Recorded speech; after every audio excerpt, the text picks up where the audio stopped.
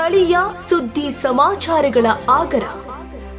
ತಿಪಟೂರು ತಾಲೂಕಿನ ವಿವಿಧ ಗ್ರಾಮಗಳಾದ ಮಡೇನೂರು, ಬಿರಂಗಾಪುರ, ಕೊನೆಹಳ್ಳಿ, ಕರಿಕೆರೆ, ಮಾರುಗೋಡನಹಳ್ಳಿ ಗ್ರಾಮಗಳಲ್ಲಿ ಕರ್ನಾಟಕ ಬಹುಜನ ಚಳವಳಿಯ ಗ್ರಾಮ ಶಾಖೆ ನಾಮಫಲಕಗಳನ್ನು ಸಂಸ್ಥಾಪಕ ರಾಜ್ಯಾಧ್ಯಕ್ಷರಾದ ಕನೇಕಿನಹಳ್ಳಿ ಕೃಷ್ಣಪ್ಪ ಅವರು ಪುಷ್ಪಾರ್ಚನೆ ಮಾಡುವ ಮುಖಾಂತರ ಉದ್ಘಾಟನೆ ನೆರವೇರಿಸಿದರು. ನಂತರ ಮಾತನಾಡಿದ ರಾಜ್ಯಾಧ್ಯಕ್ಷರಾದ ಕನೇಕಿನಹಳ್ಳಿ ಕೃಷ್ಣಪ್ಪ ಅವರು, ಕರ್ನಾಟಕ ಬಹುಜನ ಚಳವಳಿಯ ಉದ್ದೇಶ ಎಲ್ಲ ಜಾತಿಯ ಜನಾಂಗದವರನ್ನು ಶೈಕ್ಷಣಿಕವಾಗಿ, ಆರ್ಥಿಕವಾಗಿ, ಸಾಮಾಜಿಕವಾಗಿ ಅಭಿವೃದ್ಧಿಗೊಳಿಸುವುದು.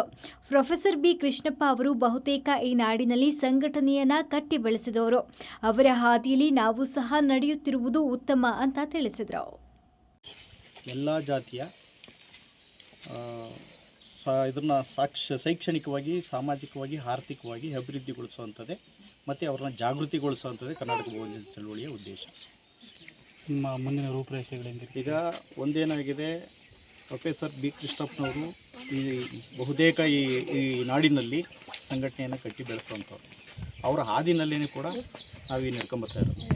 ಹಾಗಾಗಿ ಪ್ರತಿಯೊಂದು ಊರು ಸ್ವಾತಂತ್ರ್ಯ ಬಂದು ಸುಮಾರು ವರ್ಷಗಳಾಗಿದ್ದರೂ ಕೂಡ ಕರ್ನಾಟಕದಲ್ಲಿ ಇಲ್ಲಿನವರೆಗೂ ಕೂಡ ಯಾವ ದಲಿತ ಕಾಲೋನಿಗಳಲ್ಲಿ ಆರ್ಥಿಕವಾಗಿ, ಶೈಕ್ಷಣಿಕವಾಗಿ, ಸಾಮಾಜಿಕವಾಗಿ ನೆಲೆಗಟ್ಟು ಕಾಣಲೇ ಇಲ್ಲ ದಲಿತರು. ಹಾಗಾಗಿ ಮುಂದಿನ ರೂಪುರೇಷೆ ಹೆಂಗಿರಬೇಕು ಅಂದರೆ ಆರ್ಥಿಕವಾಗಿ ಸ್ಟ್ರಾಂಗ್ ಆಗಬೇಕು ಮತ್ತು ಶೈಕ್ಷಣಿಕವೂ ಕೂಡ ಗಟ್ಟಿಯಾಗಬೇಕು. ಹಾಗಾಗಿ ಎಲ್ಲ ಕಾನೂನುಗಳಲ್ಲಿ ನಮ್ಮ ಕರ್ನಾಟಕ ಬಹುಜನ ಚಳವಳಿ ಈಗಾಗಲೇ ಜಾಗೃತಿ ಹಮ್ಮಿಕೊಂಡಿದ್ದೀವಿ ಮತ್ತು ಆ ನಿಟ್ಟಿನಲ್ಲಿ ಏನು ಈ ಹೋರಾಟವನ್ನು ಸ್ಥಾಪನೆ ಮಾಡ್ತಾ ಇದ್ದೀವಿ.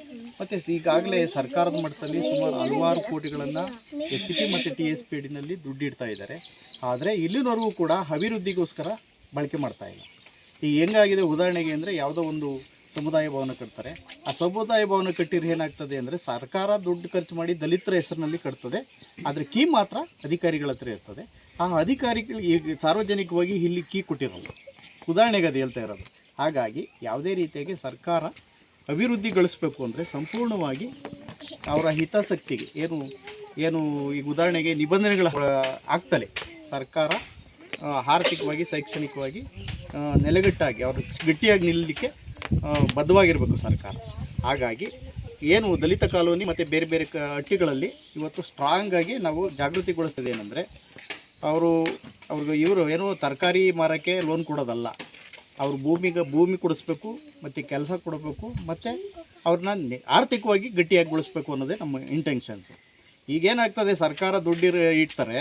ಆ ದುಡ್ಡಿಟ್ರೆ ಏನು ಮಾಡ್ತಾರೆ ಅಂದರೆ, ಎಲ್ಲೋ ಅವ್ರಿಗೆ ಮಡಿಕೆ, ಕುಡಿಕೆ, ಚಂಬುಗಳನ್ನು ಕೊಟ್ಟರೆ ಅವ್ರು ಉದರಾಗಲ್ಲ.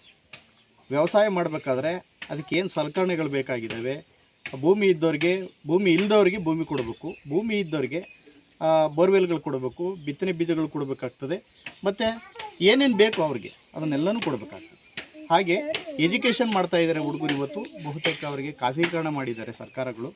ಯಾವುದೇ ರೀತಿ ಕೆಲಸಗಳು ಸಿಗ್ತಾ ಇಲ್ಲ. ಆಮೇಲೆ ಸಾಲದಕ್ಕೆ ಹಳ್ಳಿಗಾಡಿನಲ್ಲಿ ಮೂಲಭೂತ ಸೌಕರ್ಯಗಳು ಇಲ್ಲ ಎಜುಕೇಷನ್ ಮಾಡಲಿಕ್ಕೆ. ಹಾಗಾಗಿ ಮೂಲಭೂತ ಸೌಕರ್ಯ ಭಾಳ ಇಂಪಾರ್ಟೆಂಟ್ ಆಗಿರೋದ್ರಿಂದ ಪ್ರತಿಯೊಬ್ಬರು ಕೂಡ ಮೂಲಭೂತ ಸೌಕರ್ಯಗಳನ್ನು ಒದಗಿಸ್ಕೊಟ್ರೆ ಇನ್ನೊಂದಷ್ಟು ಗಟ್ಟಿ ಆಗ್ತದೆ ಕಾನೂನುಗಳು ಮತ್ತು ಹಟ್ಟಿಗಳು.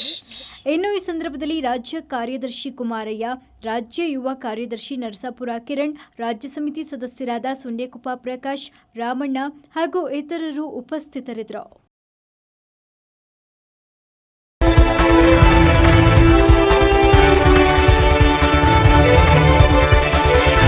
A1 TV ನ್ಯೂಸ್, ಸ್ಥಳೀಯ ಸುದ್ದಿ ಸಮಾಚಾರಗಳ ಆಗರ.